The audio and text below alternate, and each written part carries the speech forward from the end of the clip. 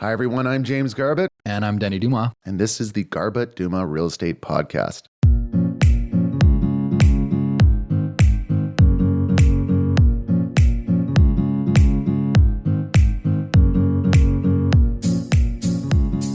There's all types of different goals that I hear agents set all the time. They do dry January. I'm going to work out more. I'm going to take control of my life. I'm going to sell this many properties this year. I'm going to do this much, sourcing leads. Denny, I'm going to put you on the spot. What are your big goals for 2022?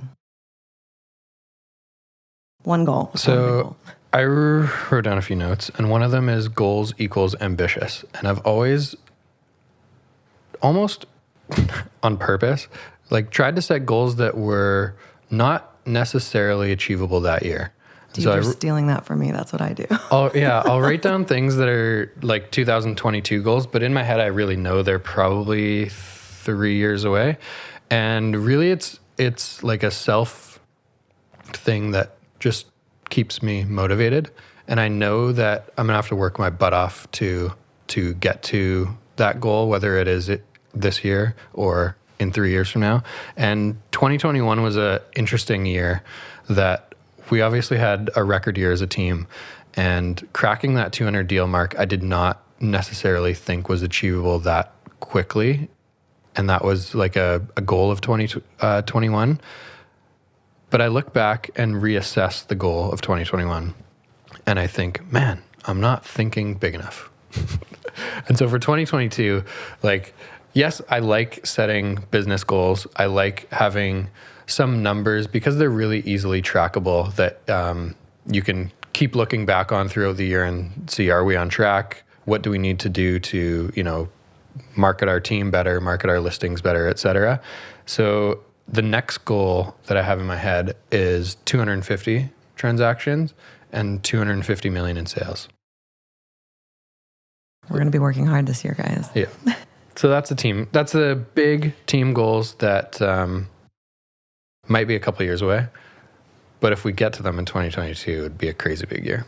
So I like that. I like the setting goals that are just a little bit past what we think is attainable at the beginning of the year. It's something that I've done every year since I've been in real estate. And I almost always have hit those goals or gotten really close, and they keep pushing you through the year.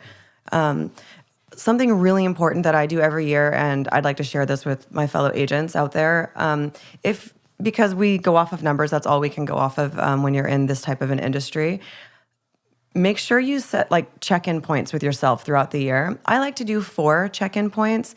For example, a quarter through the year, how many deals have I done, or how many deals have firmed up? And I do that about every quarter. You can't do it every month because it fluctuates a little bit too much for that, but I would do it every quarter.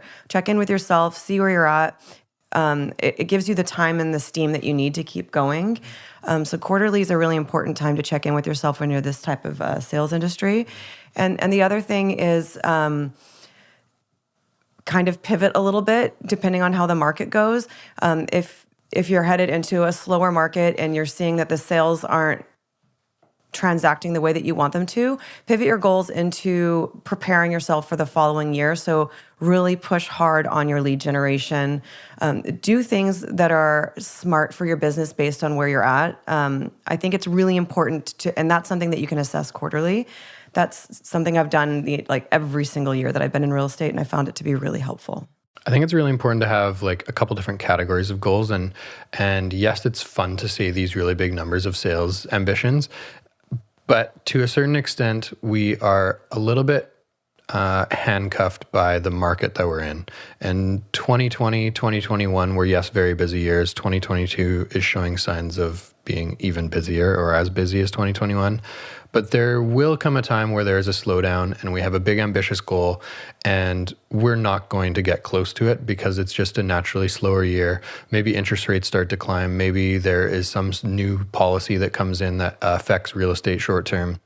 So a couple things to note. One is I like reassessing throughout the year, whether that is once a quarter or in June, kind of the natural halfway point of our real estate year, is reassessing and kind of resetting that goal. So if we come to another 2019 where it was a much slower year than the previous few, and then 2020 and 2021, it's okay to change that goal. If we have a 200 number on our goal setting sheet at the beginning of the year and we're at 65 halfway through the year, it's okay to switch it and adjust based on conditions that maybe are out of your control.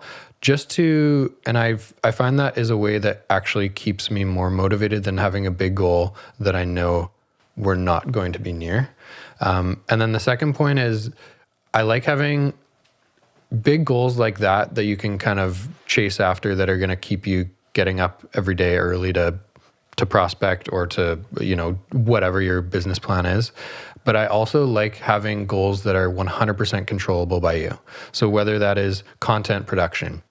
So for me, there's always going to be like a podcast section of my goals saying, I want to do whatever, 60 real estate podcasts this year. I want to do 40 Denny Dumas personal podcasts this year. I want to do X number of videos for Instagram. And having those kind of goals, one, keeps me pretty consistent because I know that those are 100% in my control, whereas the business numbers, there are factors that definitely fall out of your control for those.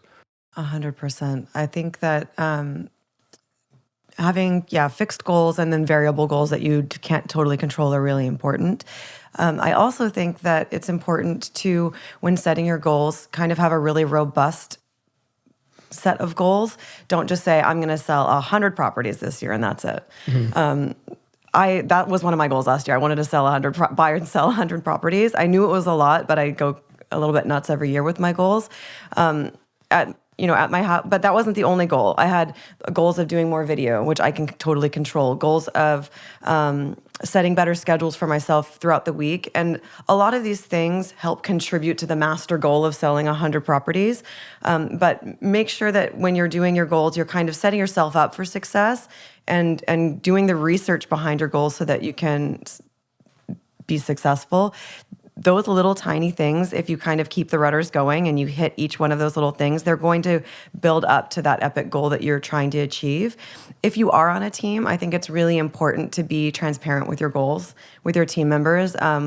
We like to cheer each other on. We kind of know where we're at and know who is doing what and who has a little bit more to go, and we kind of cheer each other on and push each other forward. I think if you're with a team or a partner, or if you don't have a team and a partner, you have a friend, maybe share your goals with your friend. Sharing goals with other people keeps you accountable. We love to lie to ourselves. We love to give ourselves a break. So it's a good idea to have an accountability partner. There's a couple. So looking back at 2021, where we hit a really big number for our business of cracking 200 deals, it is really fun to look back and see how all these little small consistency goals got us there quicker than we thought, right? So looking back at the things you can control, like all the content, the podcast, the videos, the consistency with our marketing, there's a big list of little items that happen every single week. When you look back at the last 3 years and think, holy crap, we did how many podcasts? It seems like we just started doing podcasts. It's pretty crazy how quickly all those little consistency things that you're doing weekly or every 2 weeks or whatever they are, how quickly they add up. And that in itself is such a big propeller to getting to that big goal that is somewhat in your control, somewhat not in your control. Right. So definitely give yourself a little pyramid. Give yourself the big crazy goal that if you hit, you're throwing a party in Vegas, and then give yourself the little ones that you can high five yourself for every week. Like, yep, I did my 3 videos, I'm good. And at the end of the month, you've done this much prospecting. Okay, you can high five yourself throughout the year.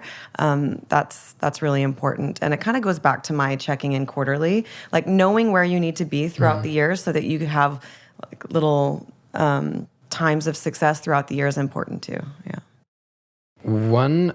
I think it's so like a lot of what we're talking about is very business related, right? Growing our business, helping clients, whatever that may be. I think it's important to check in with yourself personally too.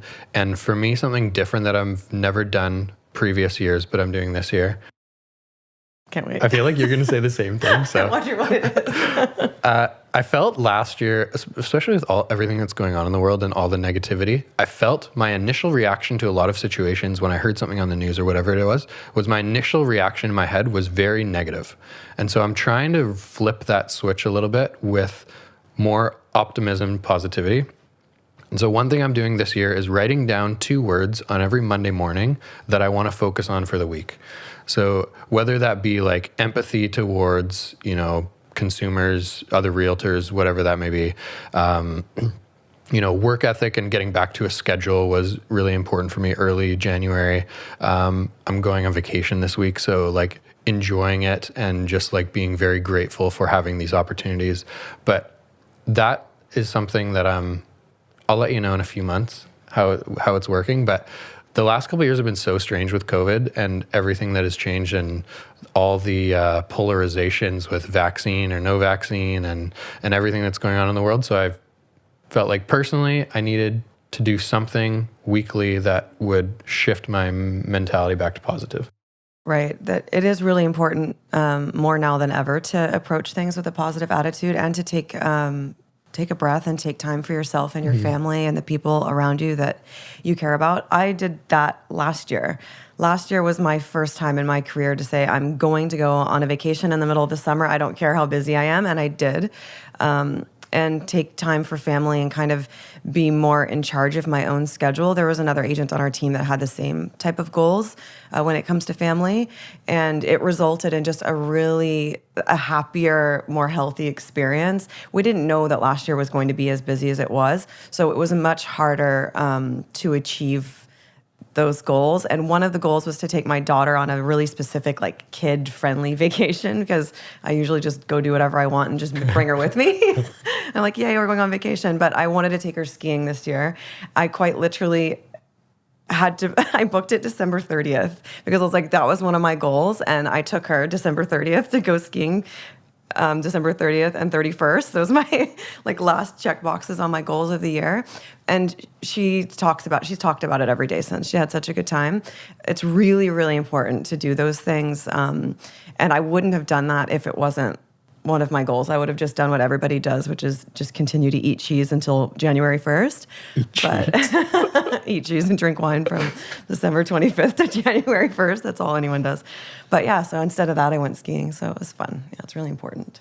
Love it. I think it's important to note that goal setting is different for everyone. I know a lot of people that are very structured with goal setting and wake up 15 minutes early and write 3 things down that they want to accomplish that day or whatever it may be. And I don't think it has to be that structured for everyone. It's more just trial and error for me anyway. The last 5 years has been a lot of trying things that I hear other successful people doing and either enjoying them or not. And it's okay to cross the things off that you're not enjoying. Whether, for me, it's not that structured. For me, it's, yes, I go through a little bit of writing stuff down at the beginning of the year, but I'm totally fine if getting halfway through the year, I'm restructuring or changing those items.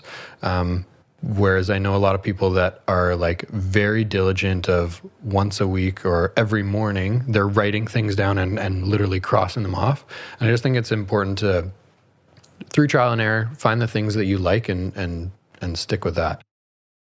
Yeah, goals are important. I wouldn't scoff at people who really set their goals and get on it all the time. If you haven't done it before, there's people out there that haven't done it before. You should try it. Set your goals this year. We'd love to hear how it went. Set your goals.